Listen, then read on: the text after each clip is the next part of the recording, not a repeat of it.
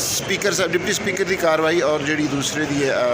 वज़ीर आज़म ने जो असैम्बलियाँ तोड़ियाँ ने इन्होंने आइन की नज़र किस नज़र में देखते हो?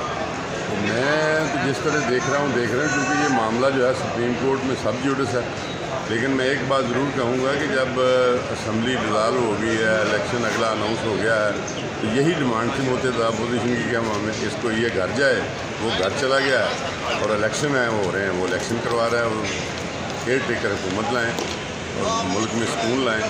अब अपना अपनी अना का मसला बनाया हुआ है, जो सुप्रीम कोर्ट फैसला करेगी उसको करने दें।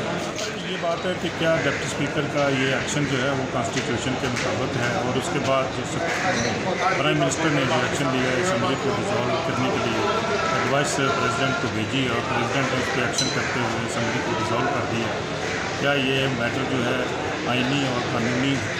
सपोर्ट या इसकी बैकिंग को हासिल है? चूँकि ये मैटर जो है अब सुप्रीम कोर्ट में फौरी तौर पर सब जुडिस हो गया है, इसको सुप्रीम कोर्ट से बाहर इस पर बहस करना तो कोई मंतक नहीं रखता है, क्योंकि अल्टीमेटली इसकी जो वर्डिक्ट देनी है वो कॉम्पिटेंसी जो कुछ भी है वो सुप्रीम कोर्ट के पास है। और जब सुप्रीम कोर्ट का वर्डिक्ट आएगा तो ये मामला तय हो जाएगा कि क्या ये कोई उसने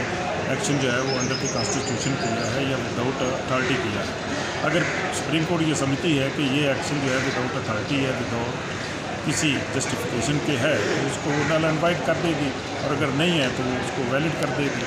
साथ साथ इसका ये भी सवाल आता है कि क्या आर्टिकल 69 जो कॉन्स्टिट्यूशन का है उसमें क्या असम्बली की प्रोसीडिंग जो है उनको सुप्रीम कोर्ट में चैलेंज किया जा सकता है या किसी कोर्ट में भी उसको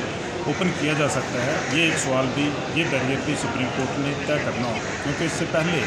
जो सुप्रीम कोर्ट की एक रूलिंग्स आई हैं उनके मुताबिक आर्टिकल 69 जो है वो प्रोसीडिंग के हवाले से कोर्ट में जाने के लिए एक बैरियर जो है वो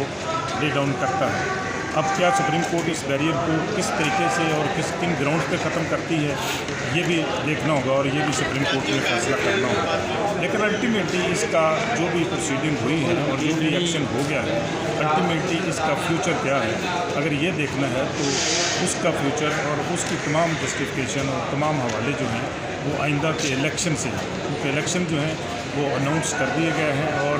पोजीशन का भी यही सबसे बड़ा मुतालबा था कि अर्ली इलेक्शन जो है वो दे दिया जाए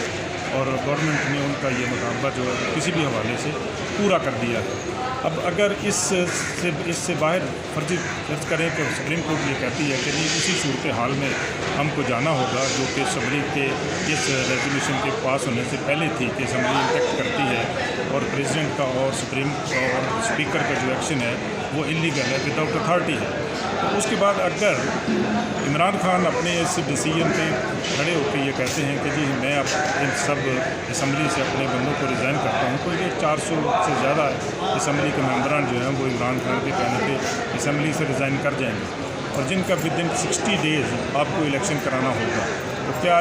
ये मुमकिन हो सकेगा कि 60 दिन के अंदर 400 से ज़्यादा